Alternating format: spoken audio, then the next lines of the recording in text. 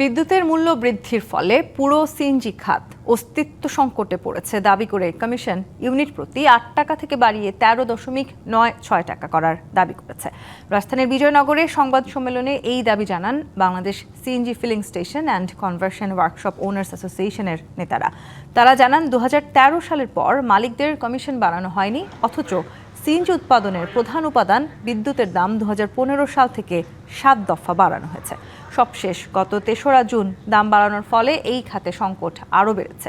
এর উপর ইজারা ও লাইসেন্স নবায়ন ফি, মূল্যস্ফীতি এবং ডলারের দাম বৃদ্ধির কারণে যন্ত্রাংশের অস্বাভাবিক মূল্যের ফলে ৫,০০০ কোটি টাকার এই খাত লোকসানের মুখে পড়েছে।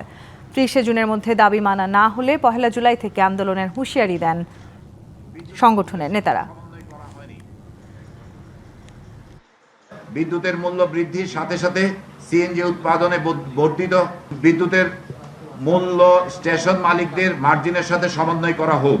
আগামী ৩০ জুন ২০২৬-এর মধ্যে আমাদের এই দাবিগুলি সরকার গভীরভাবে বিবেচনা করে বাস্তবায়নের উদ্যোগ গ্রহণ করবেন। অন্যথায় ১ জুলাই ২০২৬ হতে আমাদের যে কোনো রকম কঠিন সিদ্ধান্ত নেওয়া ছাড়া অন্য কোনো উপায় থাকবে না। নগদ নিয়ে এলো হার না মানা হার অফার। সর্বনিম্ন ১০,০০০ টাকা রেমিটেন্স নগদে পাঠালে থাকছে স্বর্ণের হার জেতার সুযোগ।